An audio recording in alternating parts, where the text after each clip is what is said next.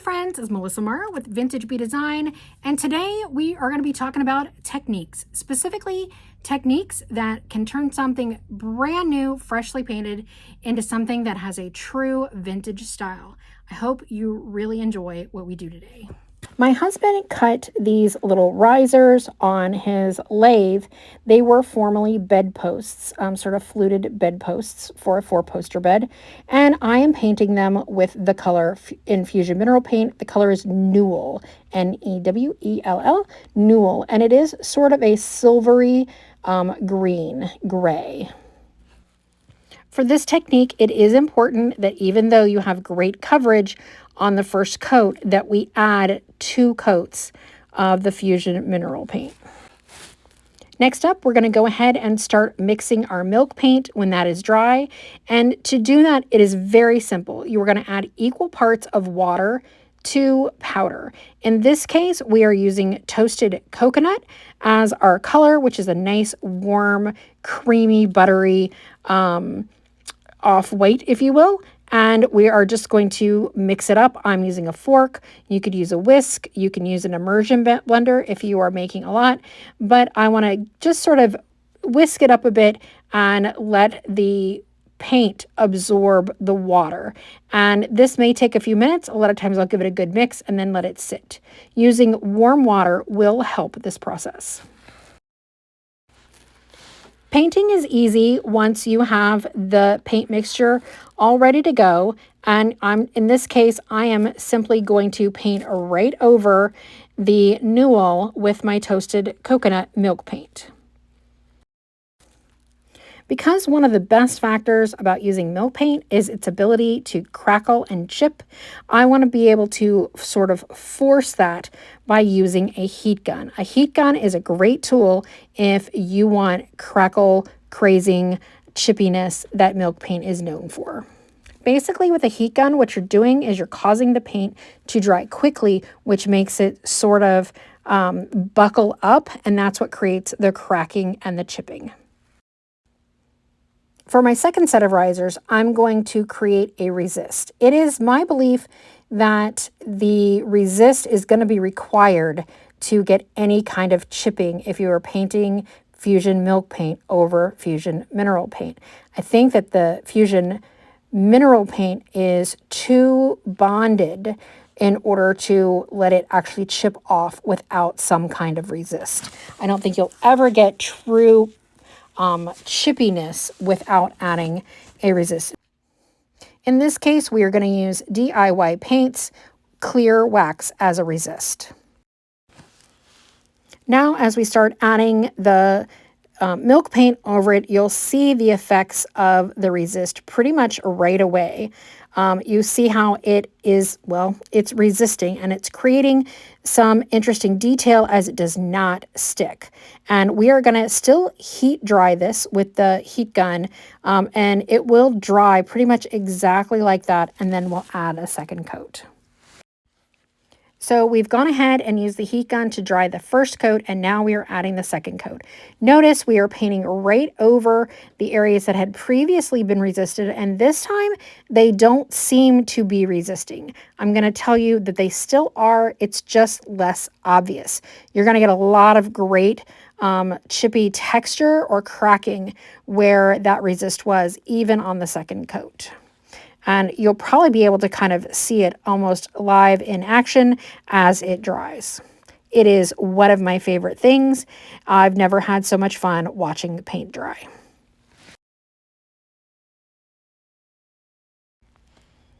Now I'm going to use an extra fine sanding paper here, sanding sponge, just to knock off any of the loose pieces and anything, again, that's sort of rough. This is going to soften and smooth it out because, let's face it, it would actually still be smooth if it were old. It wouldn't have a lot of rough new texture. So over time, things tend to get smoother. Our goal isn't to sand off areas. It's just to knock off anything that is currently loose or rough.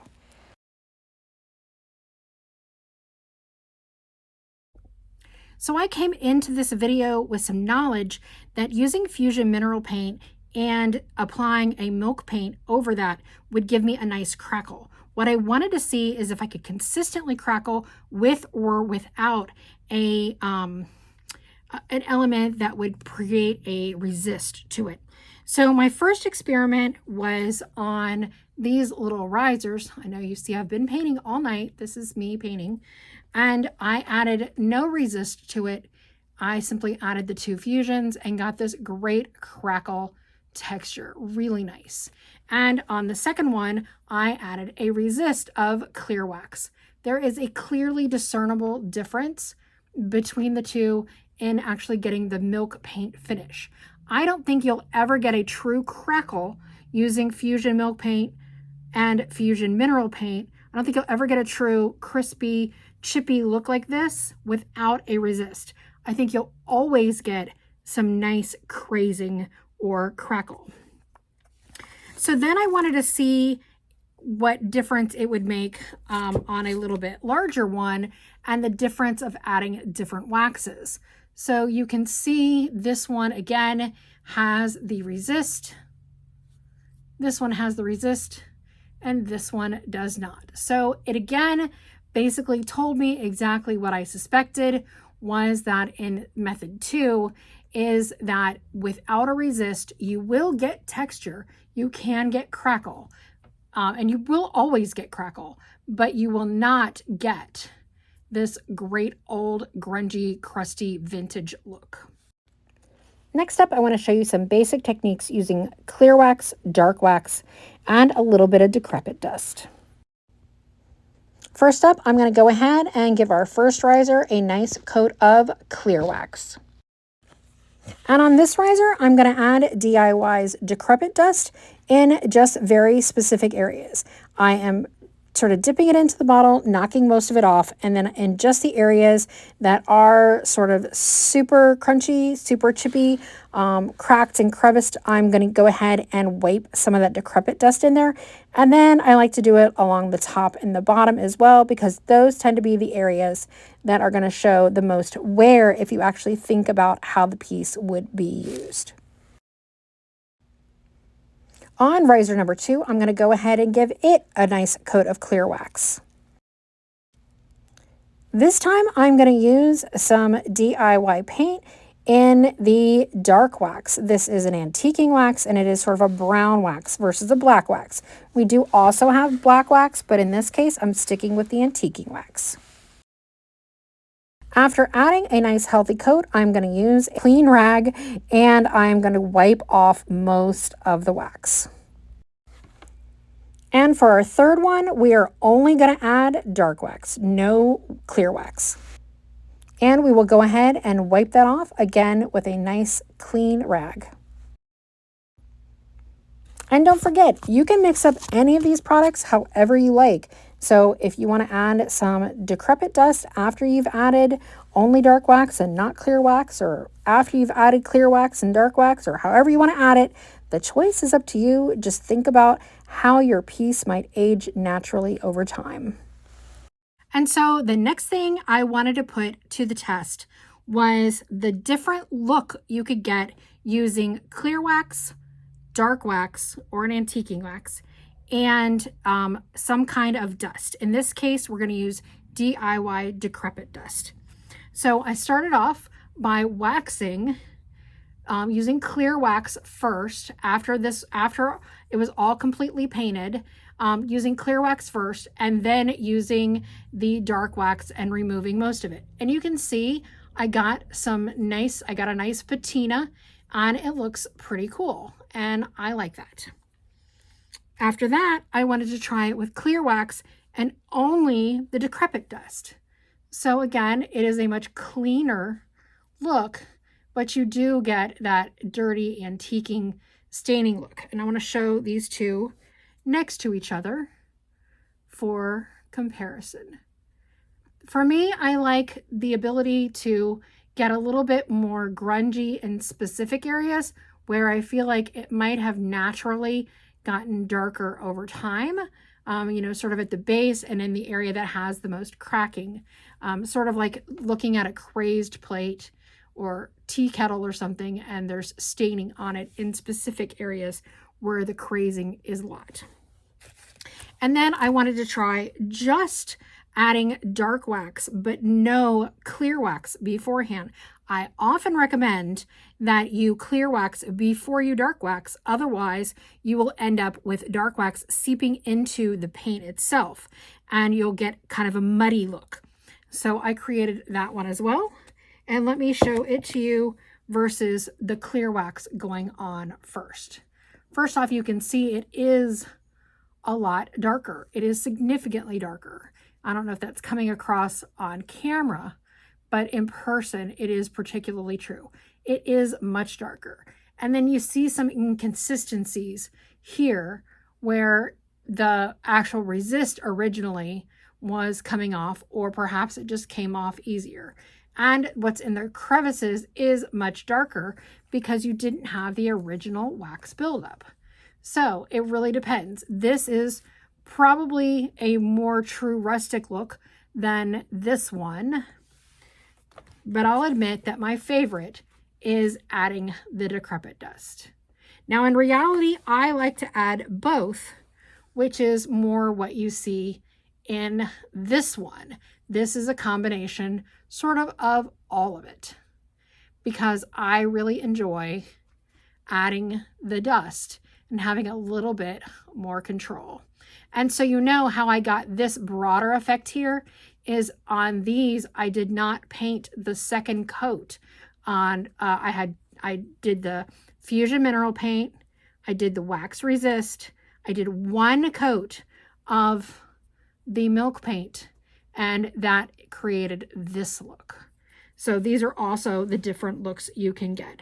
You can get the pristine look when you don't add any resist, and you'll get a little bit of crackling and a little bit of crazing. You can get the dirtier look by adding the wax resist, and then you'll and then painting two coats on this. The thicker your paint is, the more likely you are to get bigger cracks and bigger chip points, okay?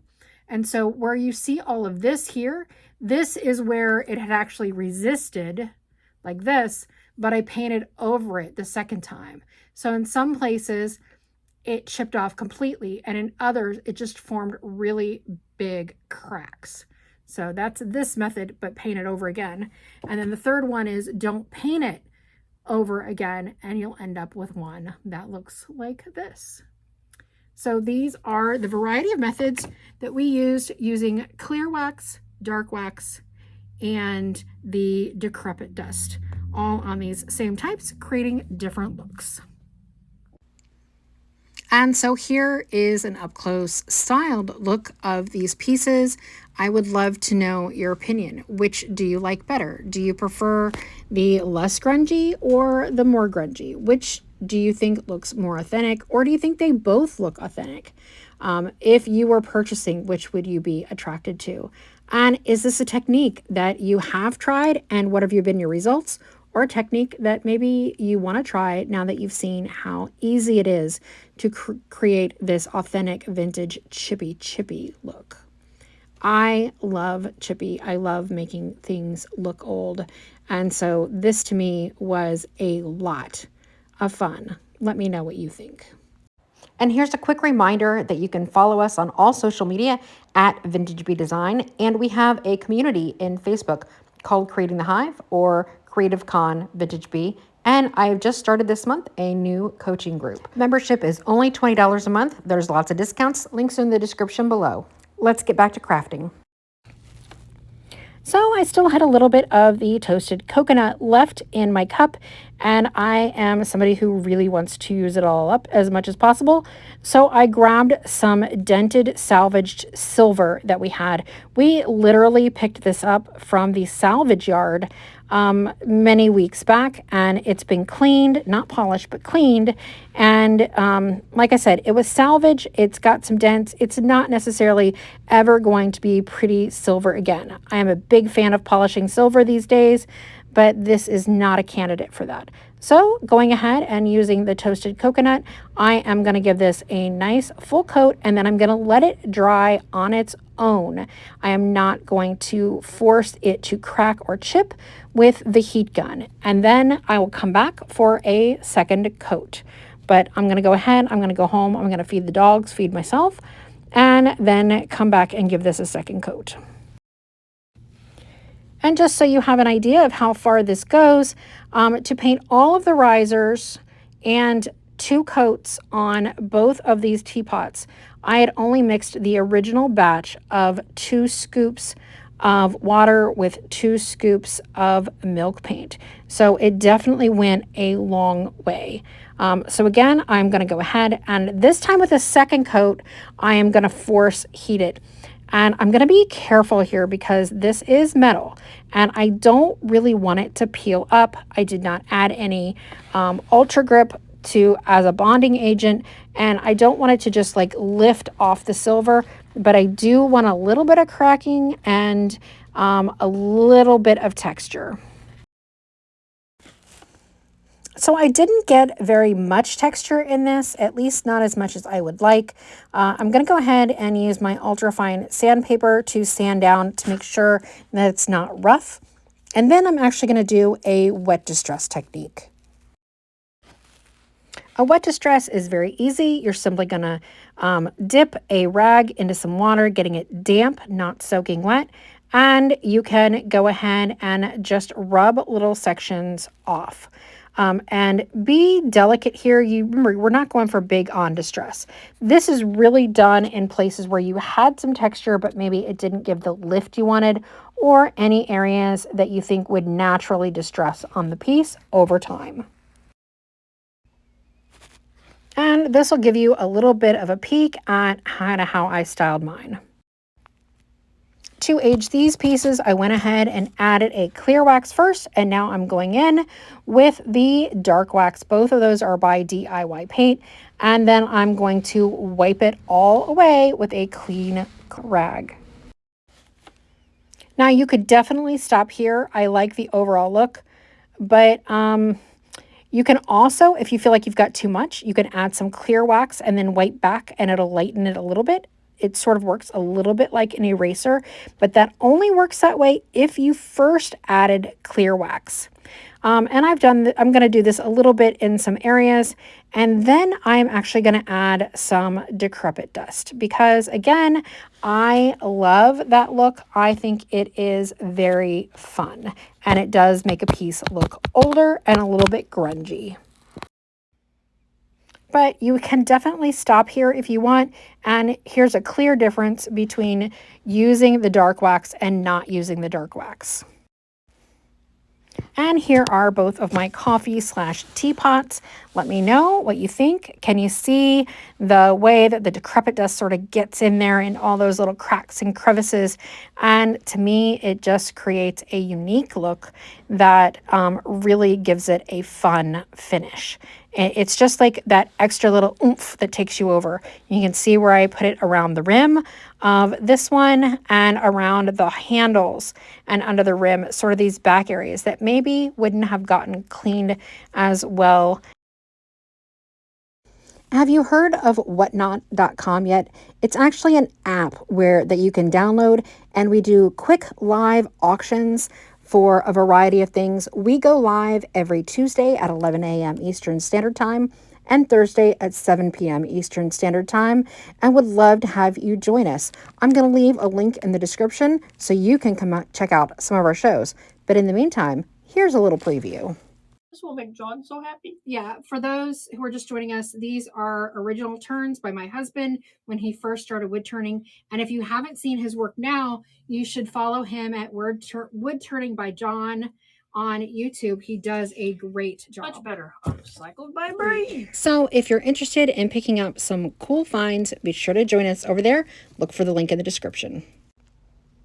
And for our final project tonight, we are going to use some Fusion Putty and some Salt Wash mixed together, and we're going to add a little texture, and we're going to make over some candlesticks.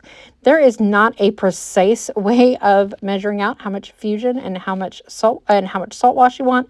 This is all about texture. So I actually mixed it up at first, sort of guessing, and then felt like maybe it wasn't quite thick enough and added a little bit more. For painting this one, I am going to use DIY Paints brush, the Perfectionist. It's a nice French tip, and it's going to get into all those little cracks and crevices. As you can see, I'm not really painting. I am more pouncing this texture on. I am not looking for full coverage in one coat. I'm actually going to do this in 2 coats. So I'm not worried about getting in every little place. I would rather do a couple thin coats than one really thick coat. And I'm going to do this to the entire candlestick. And we are going to do the same thing to this other candlestick.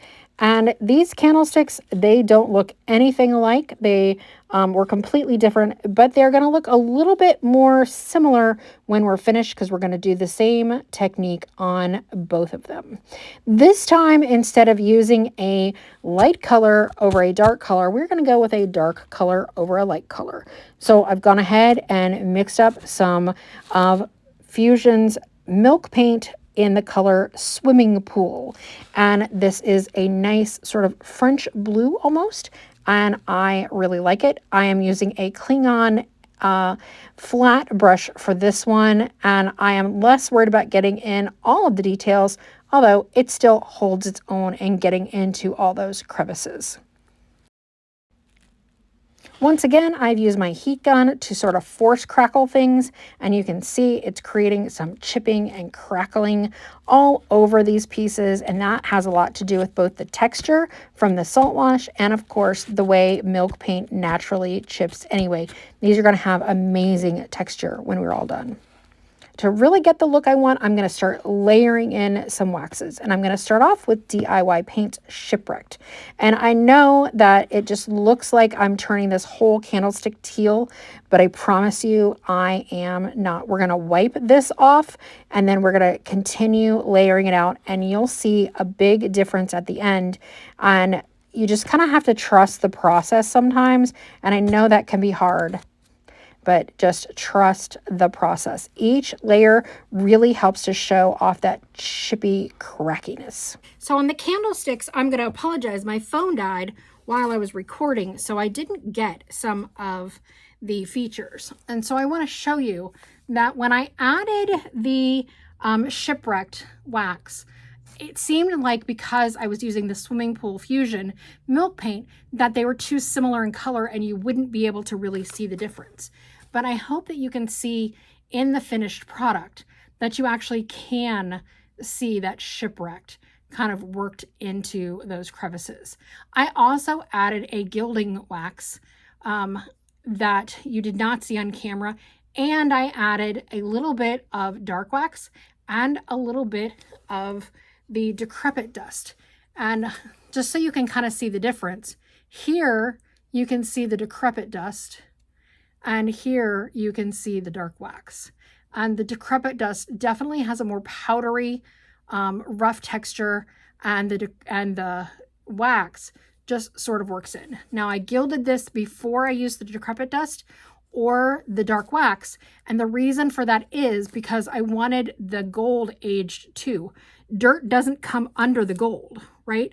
Dirt builds up over time. So you need to finish out your finishes before you add the things that age them. So that is one of my tips, is to go ahead and fill it out how it would have originally been, and then age it with your waxes and dusts, if that's how you're going to do it. Okay. So, and then I did in some spots go back in and add a little bit more of the Shipwrecked, or add a little bit more of the gold if I darkened it too much. But you can see things age in a certain process, and you want to mimic that process. And the same as here. And the reason that I used the salt wash was because I wanted this to have a different, older, bumpy texture that you don't see in modern decor. Older pieces don't have the same precision that newer ones do.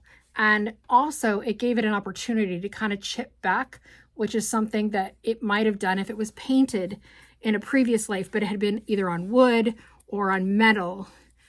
So I just feel like it was a more proper, if you will, patina for it. And then again, the wax was used before the gold gilding was used prior to the dark wax or the decrepit dust. And hopefully you're starting to be able to tell the difference between what is dark wax and what is the dust.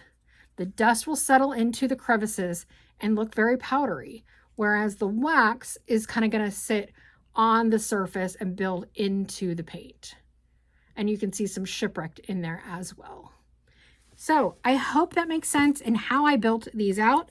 I'm not going to give commentary on the teapots because I think it's pretty self-explanatory, but I know that you didn't get to finish seeing the candlesticks because my phone died.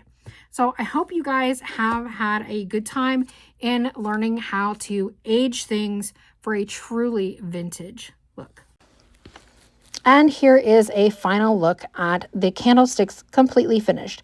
I also added an acacia round disc on top that I used a little bit of E6000 and a little bit of hot glue. The hot glue to adhere them right away and the E6000 to make sure it sticks over time. Just because I wanted that wooden finish at the top as well. I wanted them to look a little bit more matchy-matchy in that sense. So what do you think about these aged looks? Do you like them? Do you feel like they look a little more vintage than if I had just simply painted them?